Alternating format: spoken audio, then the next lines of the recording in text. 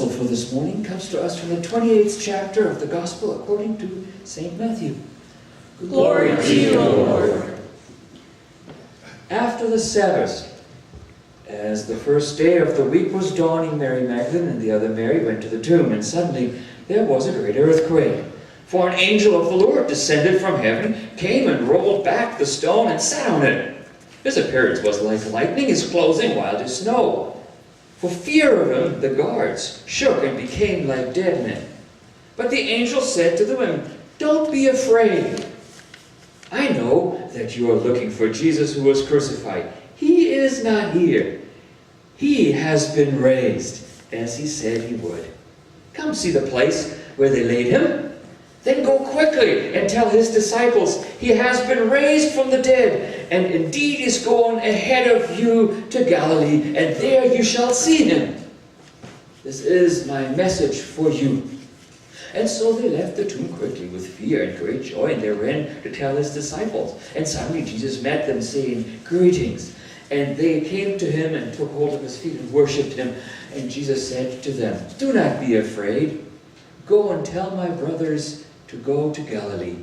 There they will see me." This is the gospel of our Lord. Praise to you, O Christ. To be seated.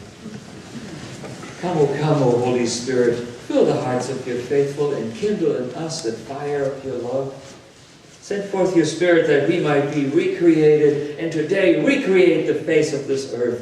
O God, who by the light of the Holy Spirit instructs the hearts of the faithful, grant that by that same Holy Spirit we may be truly wise and ever rejoice in his consolations.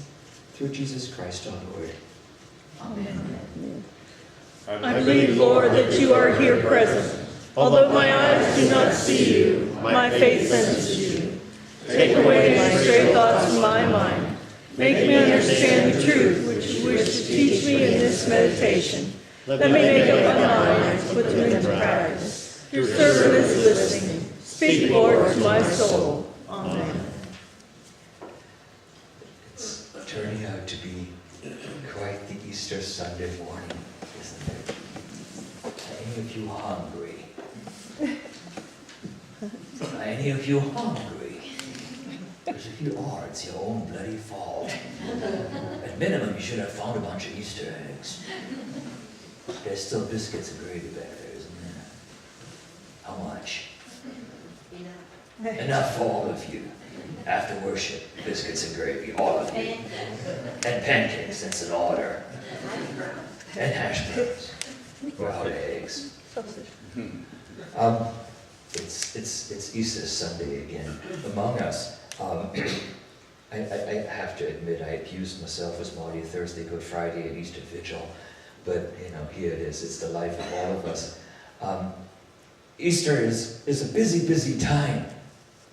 And it's also for us here in sunshiny Ohio, a place where, we expect April showers. They're rolling in from the west. You brought your umbrellas, I hope. And lovingly we say to ourselves, April shower, bring May flowers. Okay, many of you know that I did the beginning of my ministry now, was quarter century ago, in a place where there aren't any April showers. There is April blizzards. And they bring May floods. That's about it. And so it is that on pretty much I think it was my first Easter there,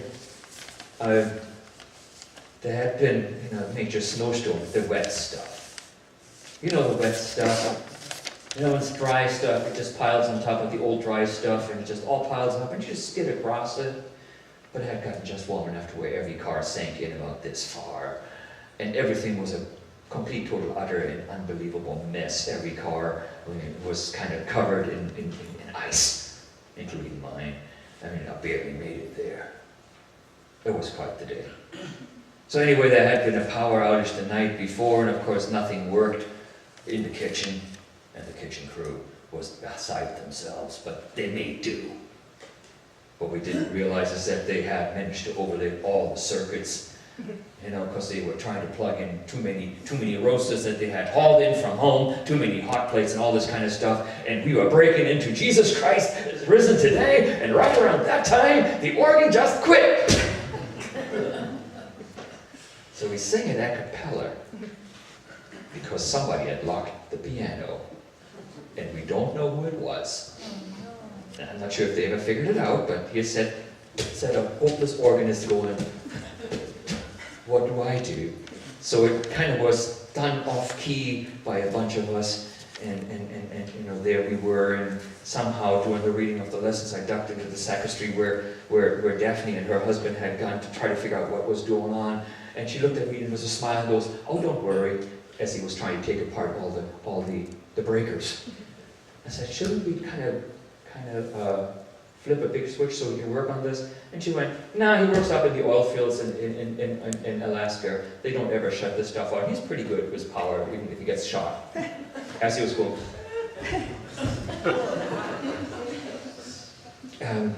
I quietly backed out of the sacristy. I went to my seat, and I prayed for light. Because I had gone out too.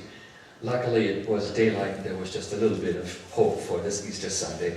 Well, so halfway through the sermon, the lights started coming back on. And Dave and Daphne kind of walked out quietly and sat down. He was no worse for the wear. I don't know how he does that, but he did. And so it goes. Easter is a day where, well, roadblocks are overcome, my friends. Easter is a day where, with a smile, we can kind of say, you know, so there's a problem. Yeah, don't worry, we'll take care of it. It'll be done. Easter is a day when the words of the angels are important. Don't be afraid.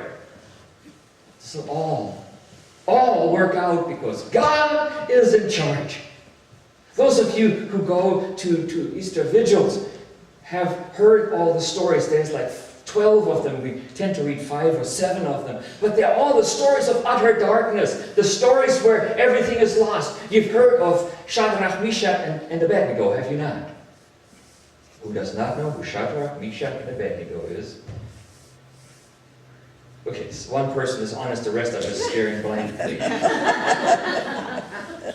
Okay, the book of Daniel, the 3 young men who refused to bow down to the statue of Nebuchadnezzar and were thrown into a fiery furnace where they walked in the flames and did not die, and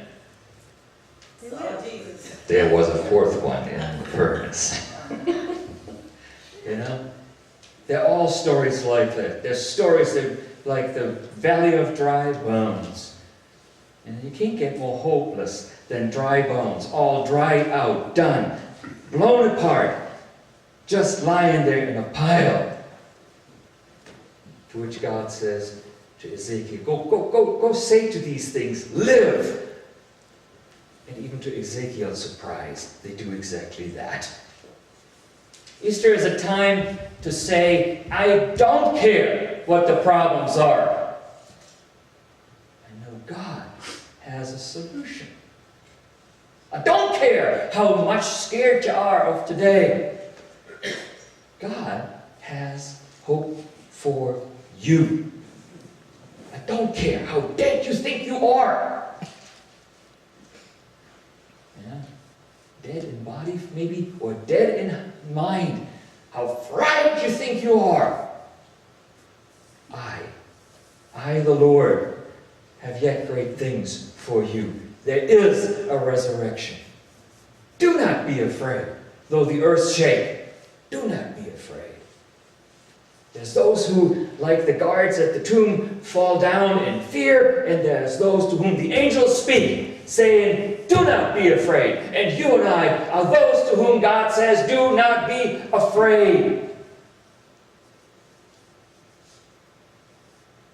There is a resurrection. Death did not hold this Jesus. Death will not hold you. Death will not hold back God. Disaster will not hold back God. I don't care what page of the newspaper you open and what bad news trickled in to your brain from it. God will not let it have the last word. Don't care how bad it is. God will have the last word. And it is that his kingdom is indeed coming. His reign is indeed among us. And there are those who will fall in fear, and there are those who will stand in confidence. That's you, right? Okay, so I know you have a lot of guests here in here, but I don't ask too many rhetorical questions. I ask real ones. That is you. If Christ is risen, and God is in charge, and God is for you, God is on your side. Name me the enemy in front of whom you have to be afraid.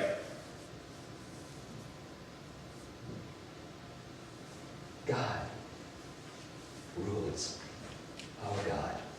The God of Abraham, the God of Israel, the God that brought Israel through the Red Sea, the God who breathed new life into the dry bones, the God who got Shadrach, Meshach, and Abednego out of the fiery furnace, the God who made heaven and earth, the God who protected Noah, the God who led his people through the wilderness to the promised land, the God who led the women to the tomb to see the marvelous sight of the angel saying, "Come see, don't be afraid." He's going ahead of you. Now follow his confidence, for God is in charge.